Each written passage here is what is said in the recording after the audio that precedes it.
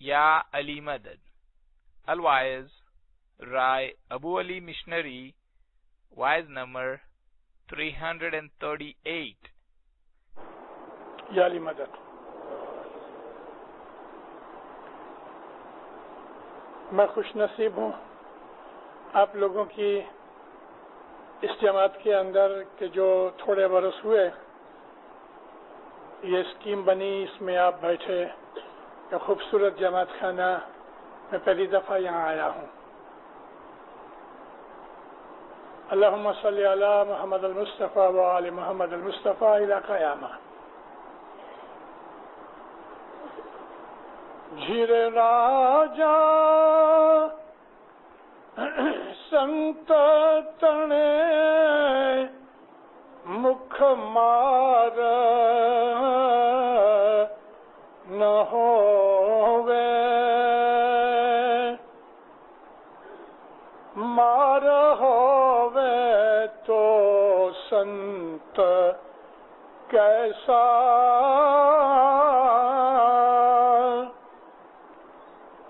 گر بنا گنان کیسا،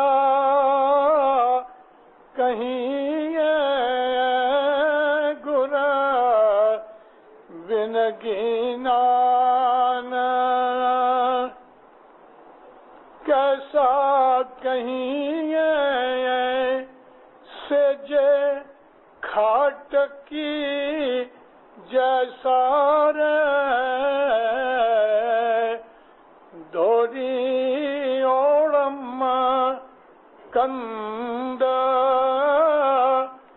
بار وینے چھوٹو اگڑ مارگ وسمو دیسے جرے راجا دی سے. مولانا حضرت امام پہ صلوات پڑھو دیندارو. اللہم صلی اللہ محمد و یہ گنان پیر حسن کبیر دین کی اولاد میں سے ایک پیر تھے ہمارے، ان کا نام تھا قطب الدین. پیر حسن کبیر دین کے 18 فرزند تھے، ایک بیٹی تھی. ان کے سینکڑوں بچے ہوئے اور انہوں نے حضرت امام کے گھر کی بڑی خدمت کی، دین کا پھیلاوا کیا، جگہ جگہ گھوم پھر کے اسماعیلی مذہب پھیلایا. اس اولاد میں سے کچھ ایسے بھی ہوئے کہ جو اسماعیلی مذہب سے ہٹ گئے، کیونکہ ان کو پیری مریدی کا شوق پڑا، اپنے مرید بنانے شروع کیے اور حضرت امام کا نام گھر بھول گئے. مگر سیدہ امام بیگم تک ایسے سینکڑوں ہمارے پیروں کی اولاد تھی جنہوں نے سچے صدق دل سے حضرت امام کے گھر کی سیوا کی. پھر قطب الدین دبلے پتلے مگر لمبا قد، لمبے بال جس کو اردو زبان میں گیسو کہتے ہیں، خوبصورت داڑھی اور خود بھی بہت خوبصورت ہے. دین کا تبلیغ کا کام کرتے کرتے کرتے گجرات کے اس علاقے میں کہ جہاں پور بندر کا علاقہ ہے، وہاں ایک راجہ رہتا تھا، اس کا نام تھا کمل. اس کمل راجہ کو خدا کی عبادت اور عبادت کرنے والوں کے ساتھ بہت محبت تھی، خود بھی بڑا اچھا نیک انسان تھا. اور ہمیشہ جب بھی اس کی سلطنت کے اندر، اس کے راج میں کوئی مہاتما آوے، کوئی سادھو آوے، کوئی فقیر آوے، اس کی بڑی عزت کرے اور اس کو علم دوستوں کے ساتھ بٹھا کے ان کی نیک باتیں سنیں. دنیا کے اندر اچھے لوگ بھی ہوتے ہیں، برے لوگ بھی ہوتے ہیں، اور یہ جو سادھو سنت گھومتے پھرتے ہیں وہ کوئی سب کے سب برابر نہیں ہوتے، ان میں بہت سے فریبی بھی ہوتے ہیں۔ ایسا ہی ایک بہت بڑا گروپ آیا ان کا، سادھوؤں کا۔ بادشاہ کو خبر دی گئی، اس نے بڑے عزت و آبرو سے ان کو رکھا، ہر روز بیٹھ کے تو وہ ان کی باتیں سنے، اپنے محل میں رکھا۔ دیکھو ہمارے پیروں نے گھنانوں میں ہمیں بہت سی ایسی چیزیں بتائی ہیں کہ جو ہمیں دوسری کتابوں میں نہیں ملتی۔ یہ جو بادشاہ تھا اس کی تھوڑی رانیاں تھیں، اس میں ایک رانی جوان تھی، بہت ہی خوبصورت تھی۔ اب یہ جو سادھوؤں کا سردار تھا اس کی نظر اس رانی کے اوپر پڑی، یعنی بد نظر کی، اور کیا ہوا کہ وہ رانی کو لے کے بھاگ گیا۔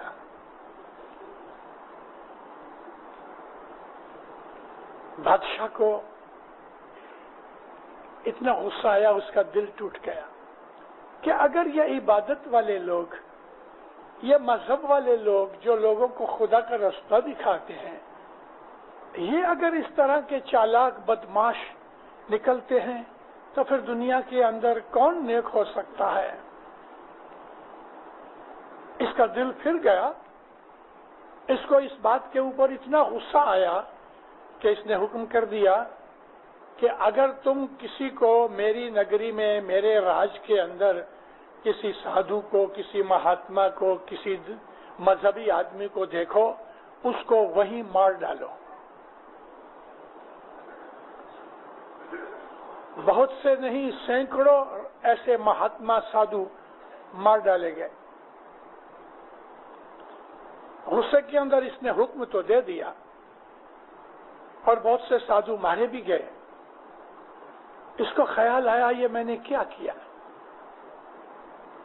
ہو سکتا ہے ایک آدمی نے بھول کی، اس کی بھول کی وجہ سے میں نے سینکڑوں بے گناہوں کو مار ڈالا۔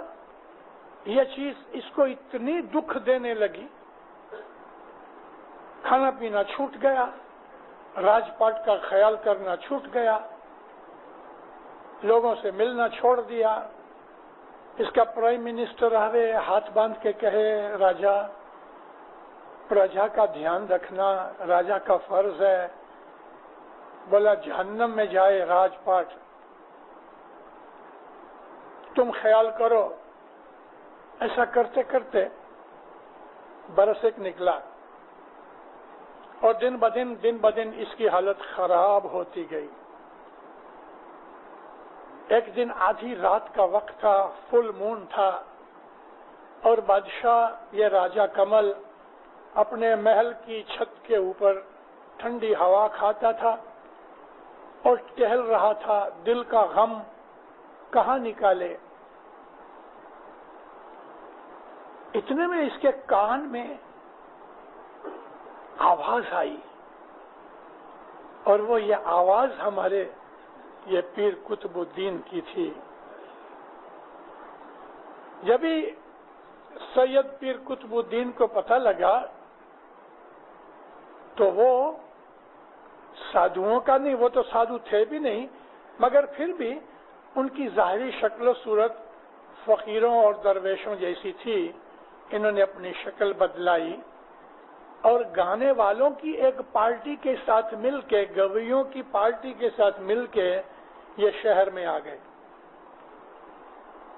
جب یہ شہر میں آئے اور ساری بات سنی تو یہ گویوں کی پارٹی چھوڑ کے آدھی رات کو بادشاہ کے محل کے پچھلی طرف وہاں جا کے انہوں نے 2 تارا تھا ہاتھ میں، صرف 2 تار ہوتے ہیں، وہ بجا کے جیرے راجا، اور آواز اس کو دے رہے ہیں، سنت تنے مکھ مار نہ ہووے، राजा,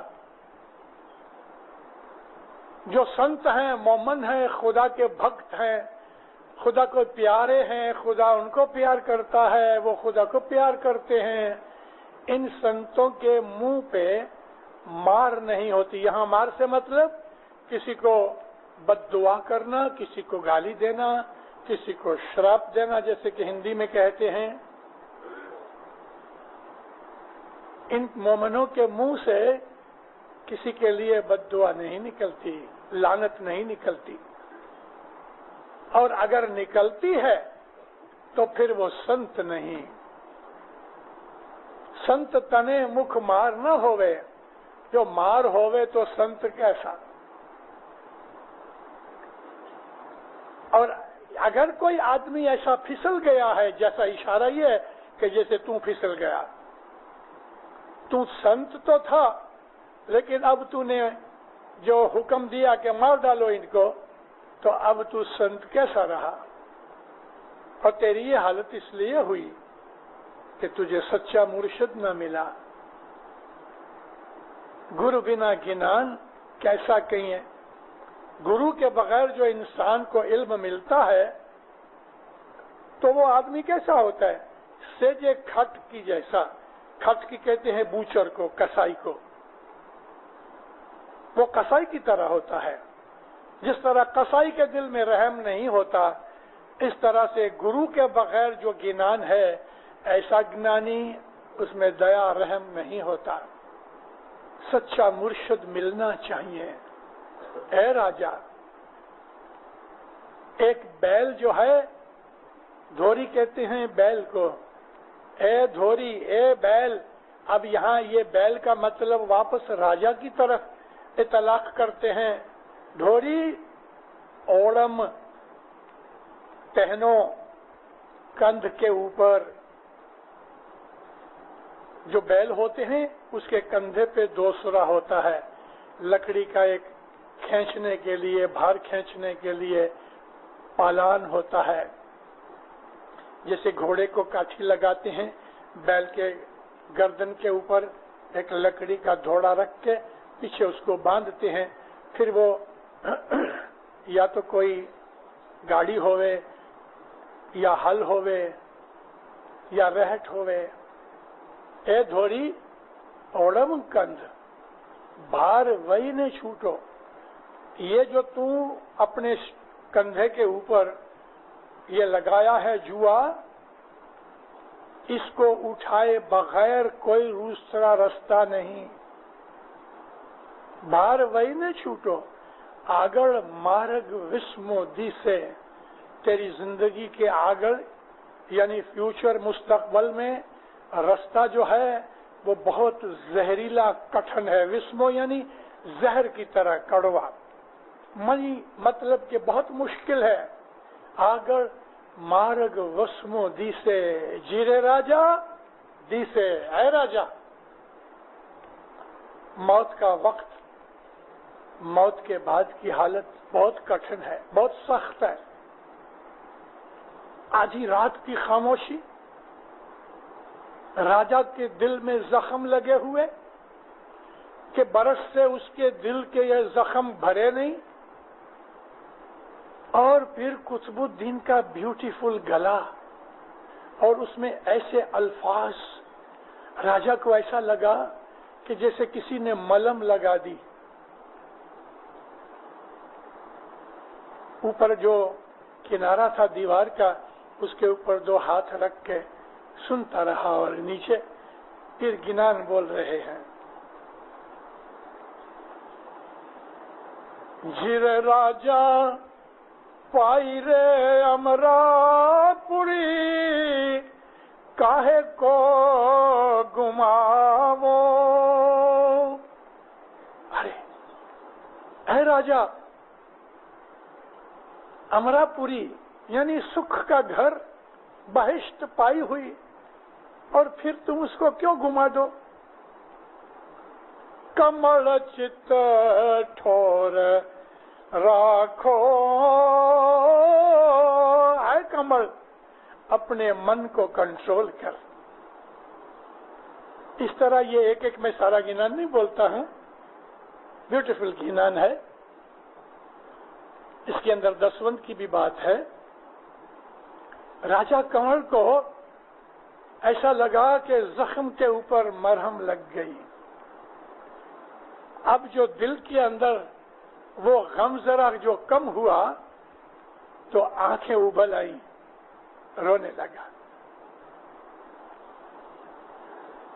جب انسان کو کوئی دکھ ہوتا ہے، غم ہوتا ہے، اور اس غم اور دکھ کے اندر جب کوئی اپنا آدمی، چاہنے والا، پیار کرنے والا دوست جب ہی ملتا ہے نا، تو انسان کا غم باہر نکلنے کے لیے آنکھوں کا راستہ لیتا ہے۔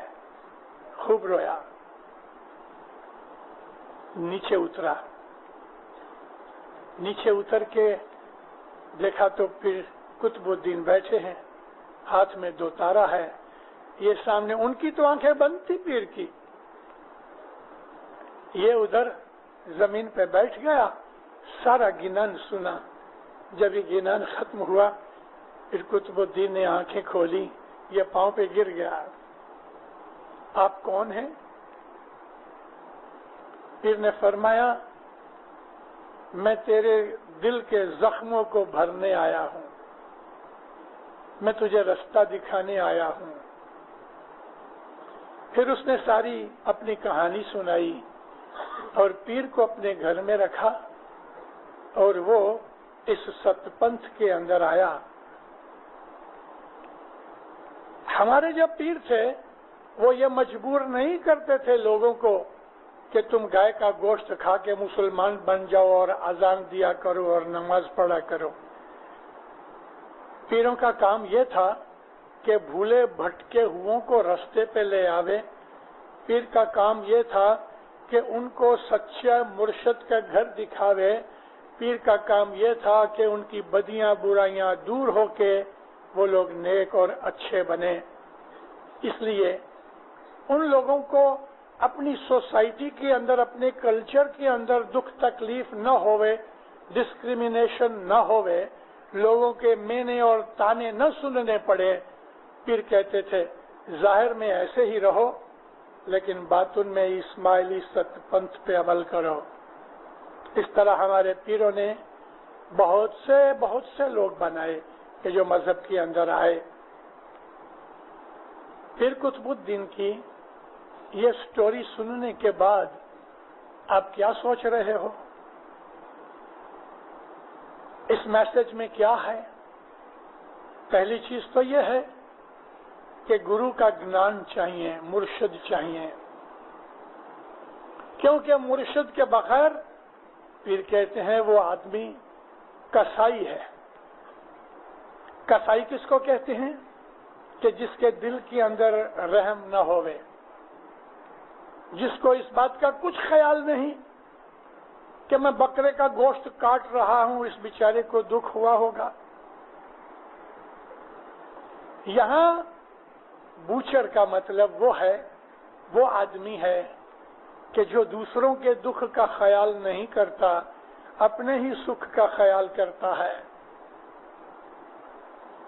عورت کا مرد، مرد کی بیوی، بھائی بھائی، بہن بھائی، باپ بیٹے، دوست دوست، اگر ہم سوارتھی خود غرض ہیں اور ہم اپنے سامنے والے دوست کا یا سگے رشتہ دار کا ہم اس کا خیال نہیں کرتے تو یہ بوچر کی نشانی ہے، یہ کسائی کی نشانی ہے۔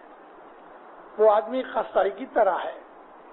اگر مرشد ہے تو مرشد اس کو کہتا ہے کہ تم دوسرے کا دکھ اٹھا لو مگر تم کسی کو دکھی مت کرو، اپنا دکھ اٹھا لو، بلکہ سامنے والے کا بھی دکھ اٹھا لو مگر تم کسی کو دکھی مت کرو۔ رسول اکرم صلی اللہ علیہ وآلہ وسلم کی پاک زندگی ہمارے سامنے ایک آئینے کی طرح ہے، اور ہم رسول اکرم کی سیرت میں سے اتنی چیزیں سیکھ سکتے ہیں کہ اگر ہم سچ مچ تھوڑی سی بھی سیکھ لیں تو ہماری زندگی جو ہے وہ محبتوں سے بھر جائے، بہشت کی طرح سکھی بن جائے۔ دوسروں کا دکھ اٹھا کے بھی کسی کا بھلا کرنے کی بات میں آپ کو کر رہا تھا. رسول اکرم جب مدینے میں آئے، اس وقت مدینے میں یہودی بہت تھے، عیسائی بھی تھے، اور ان کے اندر اکثر نبی کریم کے دشمن تھے. کسی ایک بڑے ایسے ہی دشمن نے ایک آدمی کو نبی کے پاس بھیجا. وہ آدمی طائف کا رہنے والا تھا، جو حقیقت میں مکہ سے زیادہ نزدیک ہے، مگر وہ ادھر آیا ایک مقصد سے. مدینے کے باہر کوئی ایک شہر تھا، ادھر آ کے وہ رہا، اور ایک دن وہ نبی کریم کے گھر صبح کے وقت اس نے دستک دی. نبی نے دروازہ کھولا، دوپہر کا وقت قریب تھا. پوچھا اس کو، کہتے میں مسافر ہوں. اچھا آؤ.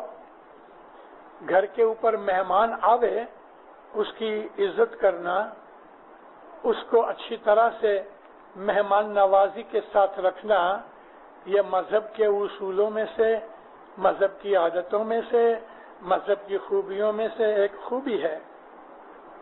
ہمارے پیروں نے ہمیں جہاں بہت سی چیزیں سکھائی ہیں، وہاں ہمارے پیر نے مہمان نوازی بھی سکھائی ہے. اور اس مہمان نوازی کا وہ گنان کہ جو گھٹ پاٹ پیتے وقت کھڑے ہو کے ہم گنان بولا کرتے ہیں، اس میں کس طرح مہمان کی عزت کرنا، خاص طور پہ وہ مہمان کہ جو مولا کی طرف سے آیا ہوئے. مثال کے طور پہ مکھی کسی گاؤں میں جائے، کامڑیا کسی گاؤں میں جائے، یا دائی مشنری کسی جگہ جاتے ہیں. وہ زمانے کے اندر کونسلیں نہیں تھیں، مکھی کامڑیا تھے یا دائی تھے، مشنری تھے کہ جو جگہ جگہ گھوم کے مولانا حضرت امام کے فرمان اور مذہب سکھاتے تھے. تو اس گنان کے اندر پیر کہتے ہیں، پیر صدر دین کا گنان ہے کہ اگر مولا کا اپنے محبوب کا کوئی آدمی آوے، ابھیاگت کہتے ہیں مہمان کو، اور ابھیاگت کا ایک اور بھی مطلب ہے. اس کا مطلب ہے کہ جو سادھو کی طرح زندگی گزارتا ہے، درویش اور فقیر ہے.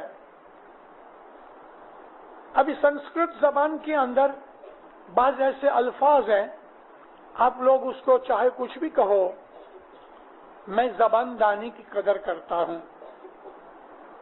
اگر انگریزی کے اندر میں کہوں سویٹ ہارٹ، تو آپ کو اس کے اندر کوئی بھی آبجیکشن نہیں ہے.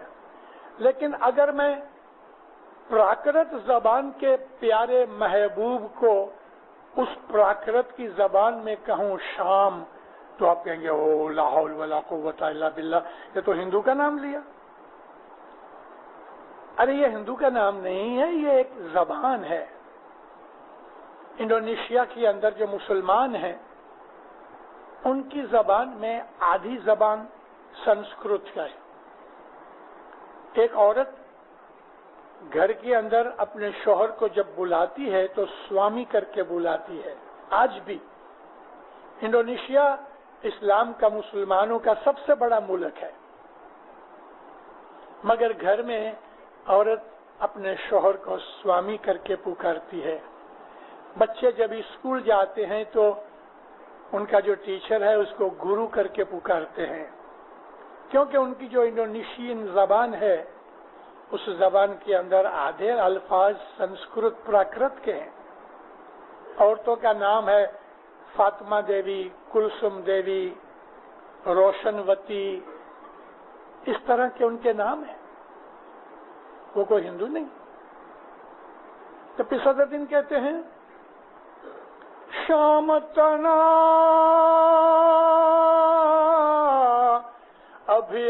ابھیاگت آوے ویرا، تمہارے محبوب کا بھیجا ہوا کوئی مہمان آوے، تن کو میں لاگوں گی پیا، او جی رے بھیا اے میرے پیارے بھائیوں، میرے محبوب کا کوئی آدمی آوے، میں اس کے پاؤں پڑوں۔ مجنو بیٹھا تھا لیلا کے خیال میں، اس کا نام قیس تھا، شہزادہ تھا، مگر مجنو اس کو اس لیے کہتے تھے، بالکل لکڑی کی طرح دبلا ہو گیا اور دماغ اس کا پھر گیا، یعنی لوگوں کی نظر میں وہ دیوانہ تھا، پر حقیقت میں وہ دیوانہ نہیں تھا۔ عربی زبان میں مجنون کہتے ہیں دیوانے کو۔ کئی ہفتے ہو جاوے کھانا پینا نہیں کھاتا تھا، اس لیے بہت دبلا ہو گیا، اور وہ لیلا کے خیال میں اپنے تصور و تخیل کے اندر بیٹھا تھا۔ شرارتی لڑکے نکلے تھوڑے سے، ایک کتا چلا جاتا تھا۔ اب شرارت کی نظر سے ایک لڑکے نے زور سے کہا، اپنے کسی دوست کا نام لیا اور کہنے لگا، او دیکھو لیلا کا کتا آیا۔ لیلا کا نام سن کے اس نے آنکھیں کھولی اور دیکھا تو سچ مچ کتا نزدیک آیا تھا۔ اب اس نے وہ کتے کو نہیں کہا کہ تو اپنی آئیڈینٹیفیکیشن دکھا، وہ کتے کو نہیں کہا کہ تو اپنا پاسپورٹ دکھا کہ تو سچ مچ لیلا کا ہے، مگر لوگوں نے اس کے ساتھ لیلا کا نام چپکا دیا۔ بس اس کو اور کیا چاہیے؟ اس نے کتے کو پکڑ لیا، اس کو چومنے لگا، پیار کرنے لگا۔ اس کو کتے کے ساتھ کوئی غرض نہیں تھی، لیکن اپنے محبوب کا نام لگ گیا نا، لیلا کا کتا، سچا کہ جھوٹا، مگر لیلا کا نام آ گیا، بس وہ خوش ہو گیا۔ محبت ایک ایسی چیز ہے دیندارو کہ اس محبت کی آنکھیں ظاہر کی اندھی ہو جاتی ہیں، محبت کو کچھ نہیں سوجھتا سوا محبوب کے، کچھ نہیں سوچتا۔ ہم کیوں گنانوں میں ایسی محبتیں سکھائی ہیں، اے تجھ بنا کوئی اور نہ دیس، ہے نا محبت کا درجہ، مولا تیرے بغیر کچھ دکھتا ہی نہیں ہے۔ سامی من چھے تمہارو آدھار جی، میں تو تیرے نام پر ہی جیتا ہوں، تیرا ہی آدھار، کچھ نہیں، مجھے اور کچھ دکھتا ہی نہیں تیرے سوا۔ تجھ بنا میں اکلا سوامی، تجھ بنا میں اکلا سوامی، تمہیں تھا جو رکھوا رجی۔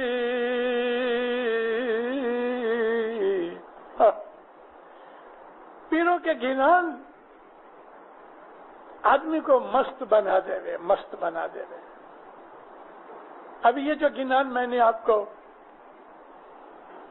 مولا کے مہمان کی بات کی، اس کے اوپننگ الفاظ تو دیکھو، اس کے اوپننگ الفاظ کہتے ہیں، تیری میری سایاں ایک من ایک چنتا، تیری میری سایاں ایک من ایک چنتا، سمی راجا بھرپور رہیا ہو جی رے بھیا، بھرپور، ہر جگہ تو ہی تو ہے اور کوئی ہے ہی نہیں۔ سامی راجا بھرپور رہیا ہو جی رے بھیا، ہر جگہ یا مولا تو ہی دکھتا ہے۔ یہ جو باتیں ہیں گنانوں کے اندر کچھ پیروں کو کہنا ہوتا ہے تو اس محبت کے طریقے سے کہتے ہیں کہ جب انسان کو سمجھ آتی ہے تو دم بخود ہو جاتا ہے. سوامی راجا مرے من تھی نہ وسرے جی. اب یہ قسم کی دعا ہے. بعد میں روبرو گفتگو ہوتی ہے. سوامی راجا مرے من تھی نہ وسرے سنو سنو مو من رہیا ہو جی رے بھیا.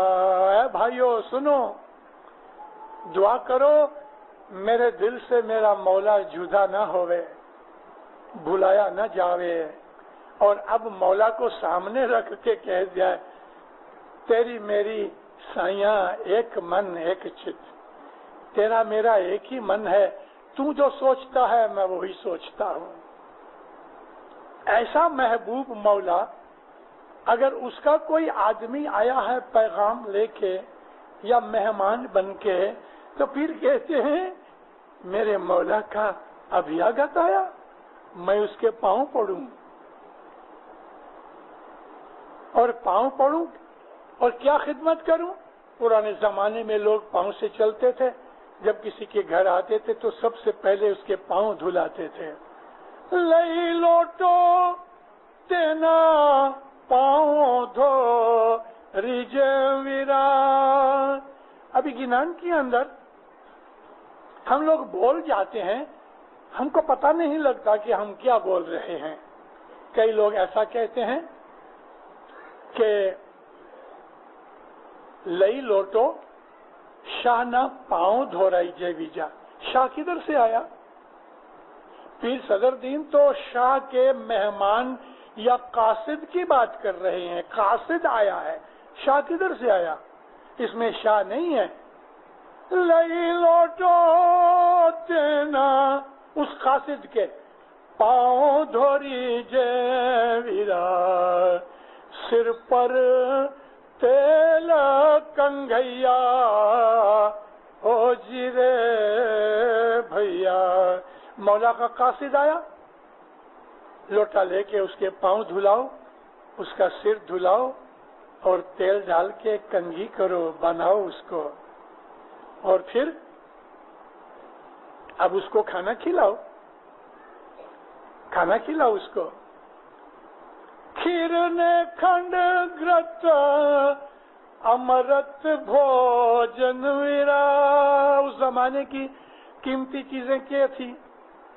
دودھ, شکر, آٹے کی پکی ہوئی کوئی چیز یا حلوہ, اس میں گھی ہونا چاہیے اور اس کے اندر اوپر نیاز ڈالو, امرت جیسی چیزیں ہوں. میں کھیر نے کھنڈ گرت امرت بھوجن ویرا, سنت تنے مکھ دیا ہو جی رے بھیا. یہ جو آیا قاصد, یہ سنت ہے, یہ فقیر ہے, یہ درویش ہے, مولا کا پیارا ہے, اس کو اچھا کھانا کھلاؤ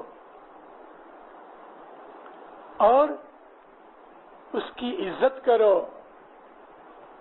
ڈھولیے تڑائیے تینے پوڑھن دیجے ویرا. آپ کے گھر میں جو بیسٹ پلنگ ہوئے, گدیلا ہوئے, اس میں اچھی طرح سے صاف چادر ہوئے, وہاں اس کو آرام کرنے دو. ڈھولیے تڑائیے تینے پوڑھن دیجے ویرا, زینا زینا واؤ ڈوریا ہو جی رے بھیا. پنکھا لے کے آہستہ آہستہ ہوا کرو کہ نہ اس کو گرمی لگے نہ مکھیاں ستاویں. خدمت کے طریقے بتائے. ہمارے گنانوں نے دنیا بھی سکھائی، دین بھی سکھایا، مینر سکھائے، ایٹیکیٹ سکھایا، اور ہم کو وہ نیک باتیں سکھائیں کہ جو کسی مومن کی عادت ہونی چاہیے۔ میں نبی کریم کی بہت دفعہ باتیں سنایا کرتا ہوں کہ رسول اللہ ہم کو مینر سکھاتے تھے۔ حال ہی میں نے ایک بات سنائی کہ رسول اللہ کے حضور کے اندر کچھ لوگ بیٹھے تھے، کسی آدمی کو چھینک آئی۔ ابھی آپ کو معلوم ہے کہ جب آدمی چھینک مارتا ہے تو منہ اور ناک میں سے مواد نکلتا ہے، تھوک نکلتی ہے۔ اب جو چھینک ماری تو منہ سے وہ سارا سپرے ہوا، تو رسول پاک کے ہاتھوں پہ بھی کچھ گر گیا ہوگا۔ نبی کریم فرمایا، اے مسلمانوں، اچھے طور طریقے سیکھو، جب یہ چھینک آوے تو فوراً کپڑا رکھو، کپڑا نہیں ملتا تو الٹا ہاتھ رکھ دو، اور چھینک کے بعد کہو الحمدللہ، یا سامنے والا آدمی اس کے لیے کہے یا رحمت اللہ، تیرے اوپر اللہ رحمت کرے۔ اسی طرح سے حضور فرمایا کہ جب تم کو جماہی آوے، آدمی تھک جاتا ہے نا تو وہ جماہی کھاتا ہے، گجراتی والے بگاسا بولتے ہیں، اردو والے جماہی لیتے ہیں، منہ کھول کے آنکھیں بند ہو جاتی ہیں تو لمبا سانس لیتا ہے، آنکھیں بند ہوتی ہیں، ہو سکتا ہے منہ میں کوئی مکھی چلی جائے۔ تو رسول اکرم نے فرمایا جب تم جماہی لو اس وقت بھی اپنے منہ کو ڈھانک لو، ہو سکتا ہے کسی کے دانت خراب ہوئے، ہو سکتا ہے کہ کسی کے منہ سے بھاس آتی ہوئے کیونکہ اس کا پیٹ خراب ہے۔ نبی ماں ہے، ماں کے طور پہ اس نے ہمیں مینرز سکھائے، اور مسلمان کے مینرز اچھے ہوتے ہیں۔ آج تو دکھتا نہیں ہے ایسا مسلمان کے جس کے اچھے مینرز ہوئے، دکھتا نہیں ہے، لیکن اسلام نے جو مینرز سکھائے ہیں، اسلام نے جو طور طریقے ادب آداب سکھائے ہیں، وہ دنیا کے کسی مذہب نے نہیں سکھائے، اور وہ تمام کی تمام چیزیں ہمارے گنانوں کے اندر ہیں۔ ادھار لے کے فوراً واپس کرو، وعدہ کرو تو پورا کرو، کچھ بھی کام کرو تو ایمانداری اور دیانت سے کرو، اور کسی کی غیبت نہ کرو، یہ سب مینرز میں آتے ہیں۔ حضور فرماتے ہیں کہ تم جب چھینک مارو تو اپنے منہ کو ڈھانپ لو، جماہی لو تو اپنے منہ کو ڈھانپ لو۔ بہت سے لوگوں کی عادت ہے کھانا کھاتے ہیں تو پھر منہ میں دانتوں میں پھنسی ہوئی چیزوں کو انگلیوں سے نکالتے رہتے ہیں سب لوگوں کے سامنے، یہ بھی ٹھیک نہیں۔ رسول اللہ فرمایا جاؤ پانی کی کولی کر لو، اور اگر سچ مچ ہی ٹوتھ پک یوز کرنی ہے تو کپڑا منہ میں رکھ کے تو چھپا کے کرو تاکہ کسی آدمی کو گھن نہ آوے۔ کئی لوگ ایسے ہوتے ہیں، بیت الخیال کی صبح بندگی ہو رہی ہے، بالکل سکون اور بالکل سلامتی ہے، اور اتنے میں کسی آدمی کو جو زکام ہوا ہوئے اور وہ کپڑا یا رومال لے کے اس زور سے وہ ناک صاف کرتا ہے کہ ایسا معلوم ہوتا ہے کوئی بم پھوٹا۔ یہ بھی آؤٹ آف مینر ہے۔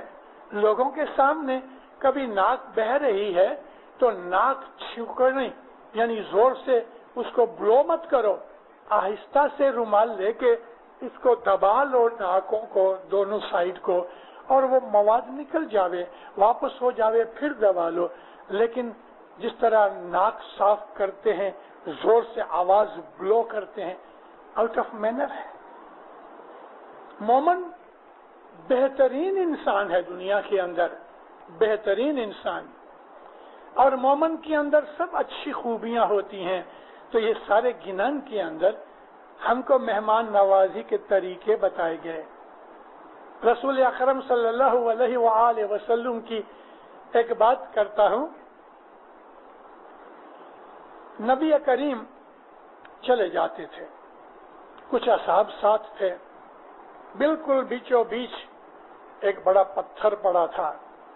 وہ زمانے کے اندر راستے بہت بڑے نہیں تھے، چھوٹے چھوٹے رستے تھے، چھوٹی چھوٹی گلیاں تھیں. ایک پتھر پڑا تھا.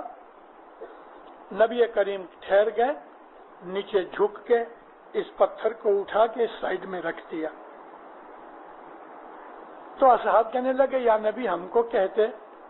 حضور نے فرمایا میں تم کو کہتا مگر میں خود تم کو مثال بن کے، ایگزامپل بن کے سکھانا چاہتا ہوں کہ دیکھو میں نے اٹھا لیا. حضور فرمایا یہ میں نے اس لیے اٹھایا ہے، ہو سکتا ہے رات کے وقت اندھیرے میں کسی کو ٹھوکر لگ جائے تو اس کا ناخن اتر جائے، زخمی ہو جائے. حضور فرماتے ہیں اس خیال سے اگر کوئی مومن کہ فلانی چیز کسی کو دکھ دینے والی ہے اور اس کو ہٹا دے، نبی فرمایا یہ خدا کی عبادت ہے، یہ ایک نیکی ہے. حضور فرماتے ہیں کہ کسی درخت کو مت کاٹو. 1400 برس کے بعد آج یہ انوائرمنٹلسٹ نکلے، ساری دنیا کے اندر ڈھول پیٹ رہے ہیں بھئی انوائرمنٹ کو اچھا کرو، انوائرمنٹ کو اچھا کرو، اور اس میں سب سے بڑی بات درختوں کی آتی ہے.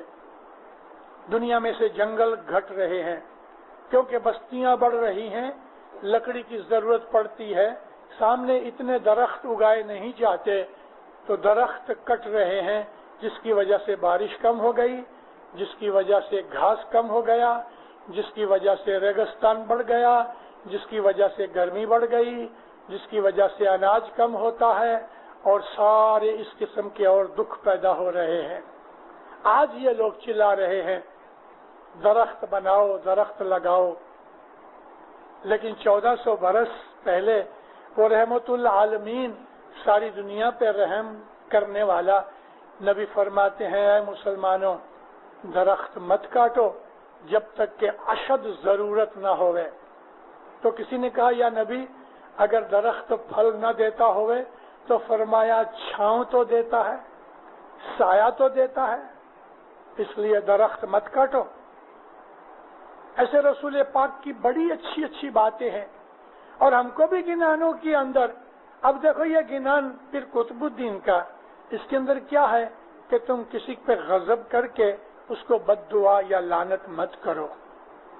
کسی کو گالی دینا ہمارے مذہب میں جائز نہیں. گالی دینے والا جب کسی کو گالی دیتا ہے تو سب سے پہلے اس کا خود کا منہ خراب ہوتا ہے.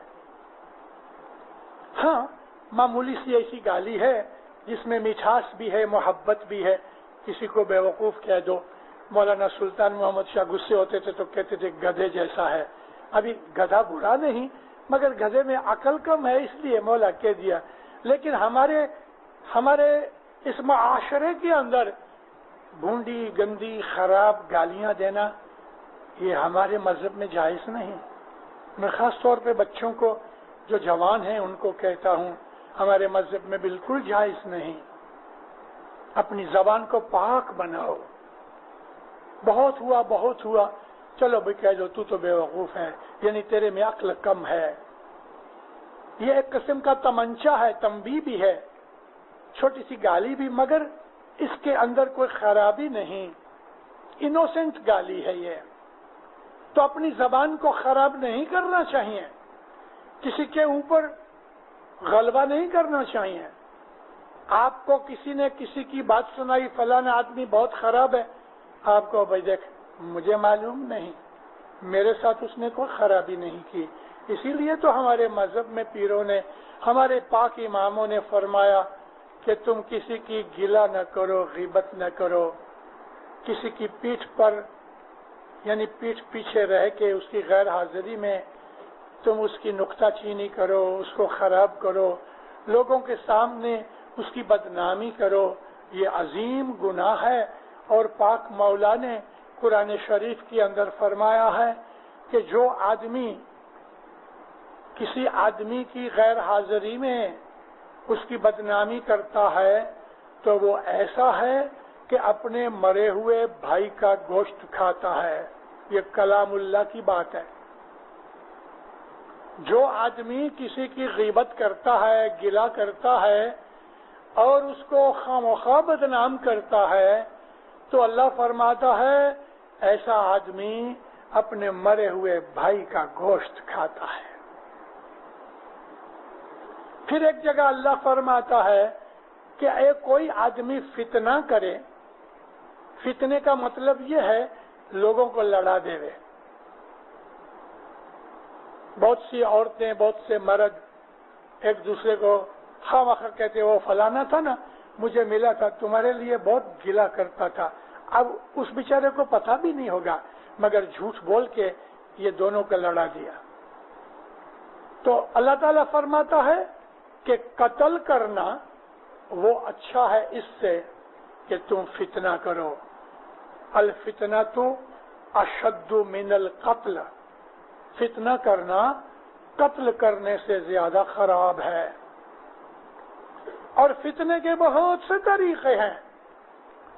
ہم خواہ ایک دوسرے کی باتیں سنا دیتے ہیں. اس میں خاص طور پہ میری بیٹیاں، میری بہنیں یعنی عورتیں اس میں زیادہ پھنس جاتی ہیں. میاں بیوی میں جھگڑا کرا دیتی ہیں.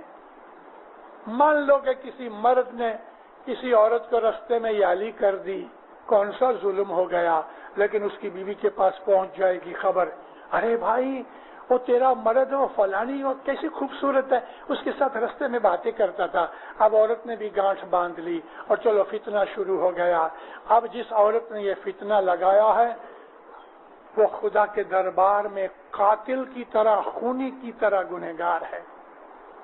ہمارے بہت سے گھروں میں، ہماری اسماعیلی جماعت میں بہت سے گھروں میں اس قسم کے بہت سے فتنے پیدا ہوئے ہیں. صرف میاں بیوی میں ہی نہیں، بھائیوں بھائیوں میں، باپ بیٹے میں ناچاکیاں ہو گئیں. یہ فتنے ہمارے لیے کالے رنگ کا منہ کر کے کالک یعنی بدنامی کی طرح ہے. اس طرح یہ فتنے ہماری عبادت کو جلا دیتے ہیں، ہمارے دل کو خراب کرتے ہیں. اس طرح یہ فتنے ہماری عبادت کو جلا دیتے ہیں، ہمارے دل کو خراب کرتے ہیں. محبتیں اڑ جاتی ہیں، جماعت خانوں میں بھی فتنے پیدا ہو جاتے ہیں. یہ وہی بات آئی، سنت تنے مکھ مار نہ ہوئے. فتنہ کرنا بہت برا ہے. ارے مومن تو ایسا ہے کہ سچ مچ اگر دو بھائیوں کے اندر ناچاکی ہے تو مومن جھوٹ بول کے بھی ایک بھائی کے پاس جائے گا، ارے تیرا بھائی ملا تھا، تجھے بہت یاد کرتا تھا. بجائے اس کے کہ فتنہ کرنا، اس سے کبھی ایسی بات میں تھوڑا سا جھوٹ بھی بول دو تو یہ جھوٹ جس سے نیکی ہوتی ہے یہ عبادت میں شامل ہے. بھائی ہے نا، خون ہے نا، اس کے دل میں آئے گا ہاں میرا بھائی نے مجھے یاد کیا. اگر ناچاکی ہوگی تو محبت ہو جائے گی. ایسے کام کرنے چاہیے. لیکن ہم جب فتنہ کرتے ہیں تو فتنہ کرنے والے کو فتنہ کرنے میں بڑا مزہ آتا ہے. اور یہ مزہ پتہ کیسا ہے؟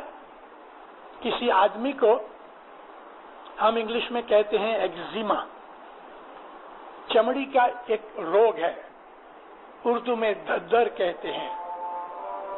یعنی وہ جو ایگزیما ہوتا ہے بہت خراب بیماری ہے اسکن کی. کبھی سوکھا ہوتا ہے، کبھی گیلا ہوتا ہے. گیلے میں یہ ہوتا ہے کہ اس کو کھجاؤ تو پانی نکلتا ہے. اب یہ جو ددر ہے یعنی جس کو ہم ایگزیما کہتے ہیں، اس کے اندر ایک برائی کیا ہے کہ کھجاتے رہو تو کھجانا بہت اچھا لگتا ہے، لیکن کھجانے سے اس کی پوائزن بڑھتی ہے اور وہ پھیلتا ہے. یوں مزہ آتا ہے. اسی طرح سے بہت سی بدیاں ایسی ہیں دینداروں کہ انسان جب وہ بدی کرتا ہے نا تو اس کو مزہ آتا ہے، مگر وہ مزہ اس کی روحانیت کو، اس کی نیکیوں کو برباد کرتا ہے اور بدیاں پھیلاتا ہے. نبی کریم کے زمانے میں مدینے جب آئے، مسجد بنائی گئی، لوگ مسجد میں آنے لگے. نوا اسلام پھیلا تھا، خوب مسجد میں آتے تھے. لیکن نبی کے پاس ایک شکایت آئی، یا نبی یہاں کوئی ایک ایسا آدمی ہے کہ جو بوٹ چراتا ہے، جوتیاں چراتا ہے. وہ زمانے میں چمڑا بڑا مہنگا تھا اور لوگ جوتیاں لے کے جب آوے مسجد میں باہر رکھے تو باہر نکلے تو جوتی چوری ہو جائے. اب جس کی جوتی چوری ہو گئی وہ بیچارہ اپسٹ ہو جاتا ہے، ادھر ادھر ڈھونڈتا ہے، کسی کو دھکا مارتا ہے، کسی سے لڑ پڑتا ہے. نبی کے پاس شکایت پہنچی کہ یا نبی کوئی ایک آدمی جوتی چھوڑتا ہے. حضور نے 2 آدمیوں کو بلا کے کان میں کہا کہ میں تم کو جاسوس بناتا ہوں، تم باہر کھڑے رہو نماز کے وقت اور بعد میں جماعت ہو جانے کے بعد نماز پڑھ لینا، میں کر دیکھو کہ کون جوتیاں چراتا ہے. دوسرے ہی دن ایک آدمی کا پتہ لگا، مگر وہ آدمی بہت انفلوئنشل آدمی تھا، مالدار تھا، بڑا آدمی تھا اور رسول کے صحابیوں میں سے تھا. تو وہ جو آدمی جاسوس خبر لے کے آیا کہتے یا نبی ایک آدمی ہے مگر میں ڈرتا ہوں اس کا نام لینے کے لیے. حضور نے فرمایا کھلے دل سے نام لے. تو اس نے کہہ دیا بھئی فلانا. تو نبی کریم کو حیرت ہوئی، تو سچ کہتا؟ ہاں یا نبی سچ کہتا. بنے نہیں ایسا آدمی، اس کو جوتیاں چرانے کی کیا ضرورت ہے؟ مگر یا نبی سچی بات ہے. حضور نے دوسرے دن دوسرے آدمی کو رکھا اور دیکھا تو سچ مچ وہی آدمی تھا. نبی نے اس کو بلایا، اس نے مان لیا، ہاں یا نبی میں جوتیاں چراتا ہوں. لیکن کیوں؟ تو مالدار آدمی ہے. بس یا نبی میرے سے بھول ہو گئی، میں معافی چاہتا ہوں. تو نبی نے چھوڑ دیا. اب جوتیاں چرانا بند ہو گئی. ایک آدھ مہینہ آرام سے نکلا. اب کیا ہوا؟ لوگ باہر نکلے، ایک پاؤں رکھا ہے دوسرا پاؤں نہیں ملتا. اب ایک پاؤں ہاتھ میں لے کے ادھر ادھر ڈھونڈ رہا ہے، دوسرے آدمی کا بھی ایک پاؤں ہے دوسرا نہیں ملتا. ابھی 5-7 آدمیوں کا ایک ہی پاؤں ملے دوسرا نہ ملے، یہ ادھر جاوے، یہ اس کو دھکا مارے، یہ اس کو دھکا مارے، اس میں کوئی لڑ پڑے. نبی کے پاس بات پہنچی. حضور نے اس آدمی کو بلایا، یہ کیا بات ہے؟ کہتے یا نبی خدا کی قسم میں چراتا نہیں ہوں، مگر یہ کیا کرتے؟ کہتے یا نبی بس میں ادھر کا ادھر ادھر کا ادھر کر دیتا ہوں. لیکن کیوں؟ کہتے یا نبی جب یہ لوگ آپس میں لڑتے ہیں نا تو مجھے بہت مزہ آتا ہے. ارے لعنت ہوئے تیرے اوپر. یہ فتنہ کرنے کی ایک صورت ہے جس میں اس کو پرسنل فائدہ کچھ نہیں. وہ جب جوتیاں چراتا تھا تو فقیروں کو دے دیتا تھا، پھینک دیتا تھا، خود نہیں لیتا تھا کیونکہ بڑا مالدار آدمی ہے. لیکن دیکھو اس طرح کے لوگ دنیا میں ہوتے ہیں کہ جن کو پرسنل کوئی فائدہ نہیں ہوتا لیکن فتنہ کراتے ہیں، جھگڑا کراتے ہیں اور جھگڑا کرانے سے ان کو مزہ آتا ہے. یہ ایسے لوگ ہیں کہ جن کو ایگزیما کی بیماری ہے اور کھجاتے ہیں، وہ بیماری بڑھتی ہے اور اندر ہڈیوں تک چلی جاتی ہے. ایسے لوگوں کی نیکیاں، ایسے لوگوں کی عبادت، ایسے لوگوں کی سخاوتیں سب برباد ہو جاتی ہیں. الفتنۃ اشد من القتل. اللہ فرماتا ہے فتنہ کرنا قتل کرنے سے زیادہ خراب ہے. مومن کبھی فتنہ نہیں کرتا، فتنے کے اندر حصہ بھی نہیں لیتا، بلکہ پتہ لگتا ہے تو ان کو منع کرتا ہے خبردار ایسا کبھی مت کرنا. ہمارے بہت سے جماعت خانوں کے اندر بھی جوتے چوری ہو جاتے ہیں. یہ تو پرسنل ایکسپیرینس کی بات ہے، میرے بھی ایک دفعہ بوٹ گم ہو گئے. ہو سکتا ہے اس آدمی کو ایسا ہوئے کہ ایک بڑا مشنری آیا، چلو بوٹ پہن کے کچھ برکت ملے گی. اب معلوم نہیں ملے گی کہ نہیں ملے گی، لیکن میں نے آپ کو تو ایک مذاق سنایا. حقیقت یہ ہے کہ اس قسم کی بہت سی چیزیں ہماری جماعت میں بھی ہوتی ہیں. ایسا نہیں ہونا چاہیے. اپنے آپ کو ہمیں نیک بنانا چاہیے. رستے کے اندر اگر 1 روپیہ بھی پڑا مل گیا تو ऐसा मान लो कि ये रुपया मेरा नहीं है। आपको अगर इसका कोई आदमी नहीं मिलता तो नबी करीम फरमाते हैं 3 दफा पुकार करो इसकी कि ये रुपया किसका है।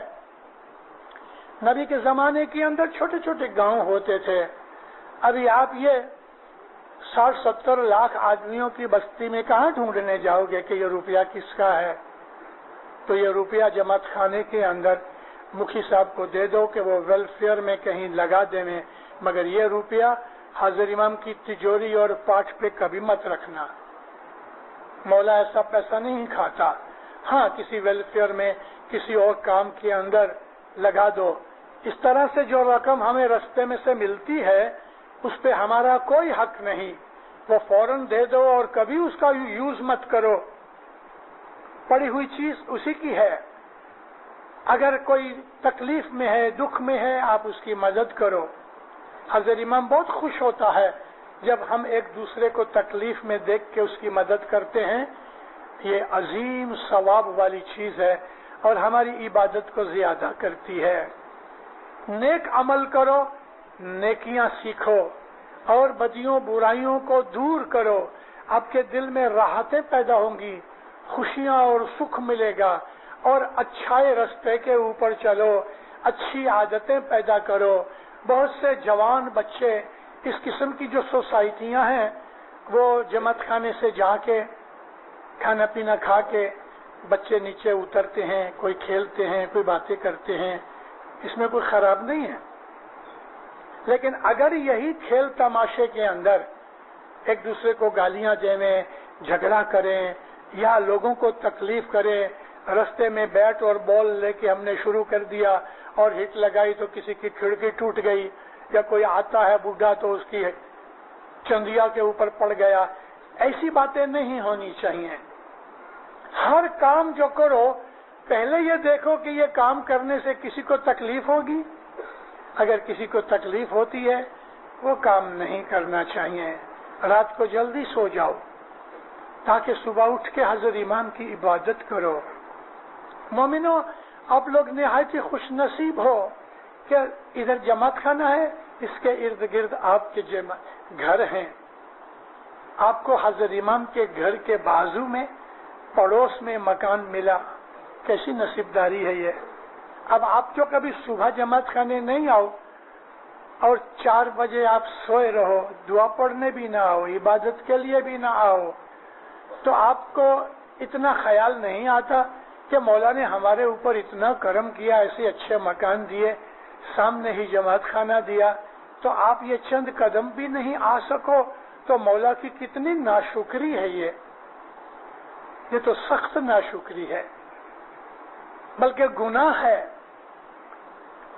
कि इबादत के वक्त आप सोए हुए हैं, दुआ के वक्त आप सोए हुए हैं।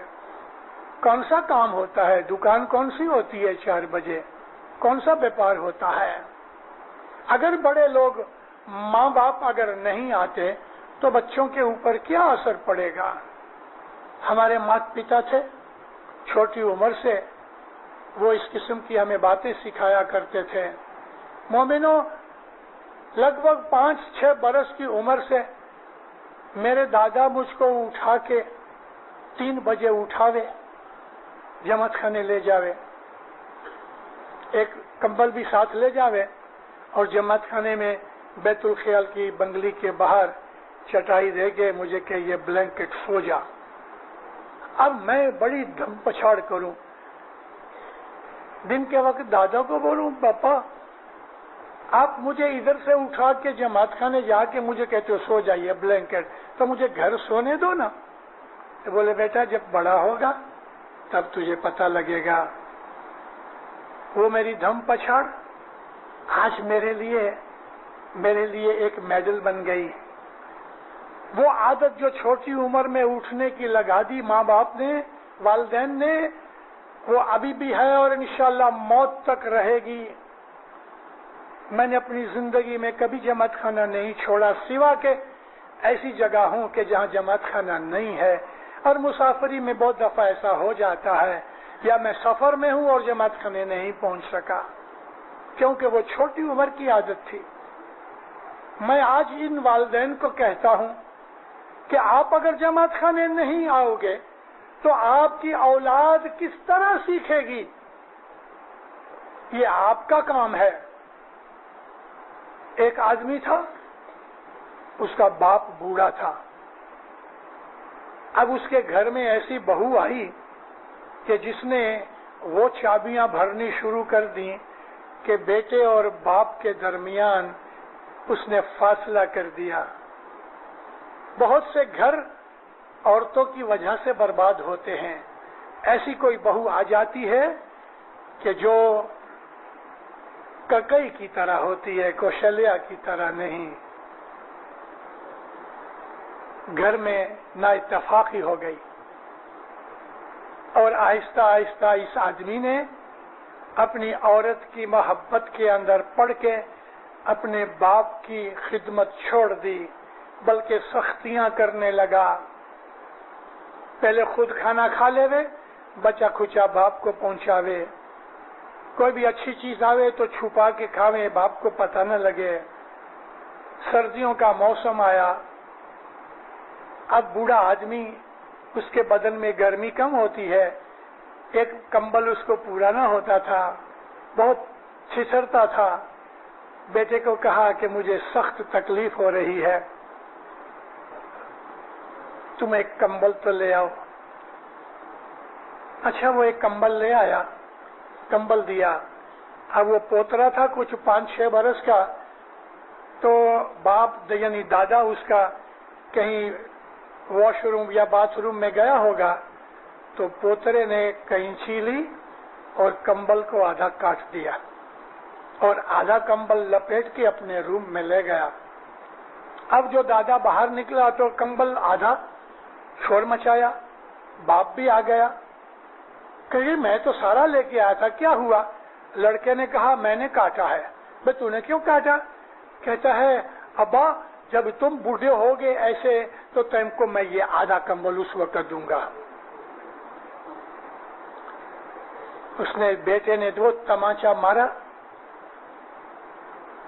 اس کو اپنی غلطی کا احساس ہو گیا، سدھر گیا۔ اگر آپ نے اپنے باپ کی قدر نہیں کی تو آپ کا بیٹا آپ کی قدر نہیں کرے گا۔ آپ اگر دسوند نہیں دیتے تو آپ کا بیٹا دسوند نہیں دے گا۔ آپ دعا نہیں پڑھتے تو آپ کی اولاد کیسے دعا پڑے گی؟ آپ جماعت خانے نہیں جاتے تو اولاد کو کیا کہو گے کہ جماعت خانے جاؤ؟ اے مومنو، مولا آپ کے اوپر سدا راضی رہوے، آپ کو دین و دنیا کی نعمتیں دیوے۔ میں آواز بند نہیں کرتا، میں خالی آپ کو دعائیں دے رہا ہوں۔ میں نے تو یہ کہا کہ مولا آپ کو بہت برکتیں دے، بہت دولت دے، مگر اس مولا کے گھر کو مت چھوڑو۔ اس مولا کے گھر میں آ کے سجدہ کرو، شکر گزاری کرو۔ آج سے 100 برس پہلے ہمارے جو باپ دادا تھے ان کا حال آپ کو یاد ہے؟ میں گئے 60 برس سے یہ کراچی میں آتا ہوں، 60 ایئرز ہوئے۔ میں سب سے پہلے ادھر 1929 میں آیا تھا۔ میں اس وقت سے کراچی کو جانتا ہوں۔ آج یہ بڑے بڑے بنگلے، یہ بڑے بڑے مکان، یہ آبادی، یہ اچھے گارڈن اور یہ اچھے اچھے رستے، اس زمانے کے جو لوگ رہتے تھے مومنوں، وہ کس غریبی حالت میں رہتے تھے آپ کو پتہ نہیں۔ آپ میں جو بڑی عمر کے لوگ ہیں ان کو تھوڑا تھوڑا پتہ ہوگا۔ یہ سب نعمتیں حضرت امام کی رحمت اور بخشش ہیں، یا آپ کے کسی باپ دادا نے دعائیں مانگی ہوئی ہیں، سجدے کیے ہوئے ہیں، تسبیحیں نکالی ہوئی ہیں، مولا میری اولاد کو سکھی کرنا۔ وہ جو اس نے بانڈز خریدے ہوئے ہیں نا اس وقت، وہ ملٹی پلائی ہو کے آج آپ کو کیش ہو رہے ہیں۔ کسی کی ماں، کسی کی دادی، کسی کا باپ، کسی کا دادا، ارے کسی کا بزرگ یہ دعائیں دے گئے ہیں، وہ آج پھل رہی ہیں۔ اپنی اولاد کا بھی خیال اور فکر کرو کہ یہ اولاد کس طرح سے بڑی ہوئے، مولا کے گھر کی مومن بنے، مولا کے گھر کے عاشق بنے، مولا کے گھر کی خدمت کرنے والے بنے۔ अल्हम्दुलिल्लाह हमारे बहुत से जवान हैं जिनके ऊपर हमको फख्र है। मैं उनकी खिदमतों को एक दूसरे की जमात में जाके मैं याद किया करता हूँ कि अगर मैं आपके इस नूराबाद में आया हूँ तो आपके इधर खिदमत करने वाले वॉलंटियर और दूसरों की बात मैं इधर नहीं करूँगा, लेकिन 1500 माइल के ऊपर जाके मैं आपकी जमात को याद करूँगा। मैं हमेशा एक दूसरे जमात को दूसरी जमात में याद किया करता हूँ, लेकिन अल्हम्दुलिल्लाह हर जमात के अंदर हमारे स्टूडेंट्स, हमारे जवान बहुत अच्छे हैं कि जो हज़रत इमाम के घर की खिदमत करते हैं, तकलीफें उठाते हैं। ये हमारे मजहब की एक किस्म की खूबी है हमारी जमात की, और हमें उनके ऊपर फख्र है। वालिदैन को अपने बच्चों को राह रास्त पे लगाना चाहिए, राह रास्त के ऊपर उनको नेकी की तालीम दो, और अगर कभी भी वो कुछ बुराई करते हैं तो उन बुराइयों से उनको बचाओ। लेकिन बाप ही चोर है, भले बेटे को पता नहीं कि बाप चोरी करता है, लेकिन कभी बेटे ने चोरी की और बाप कहेगा बेटा चोरी नहीं करना, तो ऐसे बाप की जबान में असर नहीं होगा। भले बेटे को नहीं पता कि बाप चोर है, लेकिन बाप चोर है और बेटे को कभी वो कहता है कि चोरी नहीं करना, तो बाप की जबान में असर नहीं होगा। और कभी बेटे ने बाप को कुछ बदी करते देख लिया, ओहो हो, उस बेटे की जिंदगी खराब हो जाएगी। हमारे हमीर मिशनरी थे, हैदराबाद में रहते थे, मिशनरी हमीर लाखा, बड़े आबिद थे। एक दफा किसी जमात में गए तो मुखी के घर अमूमन मिशनरी होवे। अभी मुखी का एक लड़का था 16-17 बरस का, वो सिगरेट पीता था। वो पुराने जमाने में बीड़ी कहते थे। तो मुखी कहता है मिशनरी साहब जरा आपको टाइम लगे तो मेरे बच्चे को नसीहत करना, और बीड़ी फूंकता है, मेरे सामने कभी पी नहीं है लेकिन बीड़ी पीता है, दोस्तों ने कहा है। हमीर मिशनरी थे ना, वो सीधे साधे मिशनरी थे, लुच्चे चालाक नहीं थे। एक दफा किसी बहुत बड़े सेठ मेमन को मिलने गए, क्योंकि शहर के अंदर अमीर मिशनरी अच्छी वाइजें की और कुरान भी अच्छी तरह से पढ़ते थे, तो अपने इस्माइलियों की मारिफत बिजनेस के ताल्लुक से शहर का एक बड़ा मालदार मेमन था, उसने मिशनरी साहब को और चंद और आदमियों को दावत पे बुलाया। अभी मुझे मालूम नहीं कि आप में से अमीर मिशनरी को किसने देखा है, 63 में गुजर गए हैं। तो अमीर मिशनरी उधर बैठे थे, सिंधी आदमी, बिल्कुल सिंपल, सीधे साधे, भोले भाले। तो वो मेमन के साथ जब भी बातें करें, ये सिंधी लहजे में, मेमन लोग कच्छी बोलते हैं, तो सेठ आऊं तो के चो से, आऊं तो के बुद्धों से, वो तू करके उसको बोले, और वो मेमन को बुरा लगता था कि ये मेरे को तू क्यों पुकारता है। और वैसे भी सिंधी और कच्छी के अंदर तुकारा ज्यादा है, मोहब्बत की निशानी है। आखिर वो जो सेठ था ना, बहुत टाइम हो गया, अंदर अंदर उसकी आग जलती रही, भड़क उठा। कहते मिशनरी साहब आप तो इतने बड़े आलिम हैं और आप मेरे को तू करके पुकार रहे हैं, हालांकि मैं आपसे उम्र में बड़ा हूं। अरे साईं, असी तो अल्लाह के तू चौंता, तू अल्लाह से वड्डो ही है। वो चुप हो गया। तो ये भोलापन। मिशनरी साहब को बात की, मेरा बेटा बीड़ी पीता है। अच्छा, घर खाने के लिए गए, खाना तैयार होता था, बहुत से लोग थे, ऐसा चांस मिल गया कि बच्चा अकेला इसको याली करने आया। ए छोरा अचवे क्या तो करें कि भैया मैं स्कूल जाता हूँ, ये वो। इतनी देर में उसका बाप आ गया, माँ आ गई, तू बीड़ी तो पिए? हाँ मिशनरी साहब मुझे पिए तो। अब मिशनरी क्या करे? باپ کہتا ہے میرے بیٹے کو کہو سگریٹ نہ پیے. اب جو باپ سگریٹ پیتا ہے وہ باپ کس طرح کہہ سکتا ہے کہ اس کا بیٹا سگریٹ نہ پیے؟ مشنری کو کہہ دیا مجھے پیے تو مشنری خاموش ہو گئے. اگر باپ نیک ہے تو اولاد نیک ہوگی. ہمارا کیریکٹر اچھا نہیں، ہمارے اندر برائیاں اور گناہ ہیں، تو دینداروں اولاد سے ہم کیا اچھی چیز ایکسپیکٹ کر سکتے ہیں؟ مومن وہ ہے جو اپنی اولاد کو نیک رستے پہ لگاتے ہیں، عبادت پہ لگاتے ہیں. چھوٹی عمر سے اپنے بچوں کو جماعت خانے کی محبت میں رکھو. میں 1936 کی بات کرتا ہوں کہ جب امام سلطان محمد شاہ صلوات اللہ علیہ کی گولڈن جوبلی بمبئی میں ہو رہی تھی. 1936 مولا اترے دن کے وقت. رات کو مولا نے امام سلطان محمد شاہ نے فون کیا سوئٹزرلینڈ. کس کو فون کیا؟ اپنے سیکنڈ بچے کو، پرنس صدر الدین کو. پرنس صدر الدین کی پیدائش 1933 کی ہے، 33 کی. تو 36 میں پرنس صدر الدین کی عمر کتنی؟ 3 برس کی. مولانا سلطان محمد شاہ فون کرتے ہیں اپنے بیٹے کو. جب ہی فون اٹھایا تو پوچھتے ہیں ہلو صدرو، have you said your prayer? پہلا کوشچن یہ ہے صدرو کیا تم نے دعا پڑھی؟ ہاں ڈیڈی پڑھی. امام اپنے فرزند کو 3 برس کی عمر کے فرزند کو ٹیلی فون کرتا ہے اور پہلا سوال یہ پوچھتا ہے کہ میرے بچے تم نے دعا پڑھی؟ کہ ہاں ڈیڈی پڑھی. امام کے گھرانے میں بھی اس طرح عبادتیں سکھائی جاتی ہیں.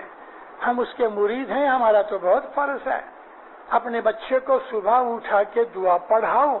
جب بچے بہت چھوٹے ہوتے ہیں تو یہ ماں کا فرض ہے.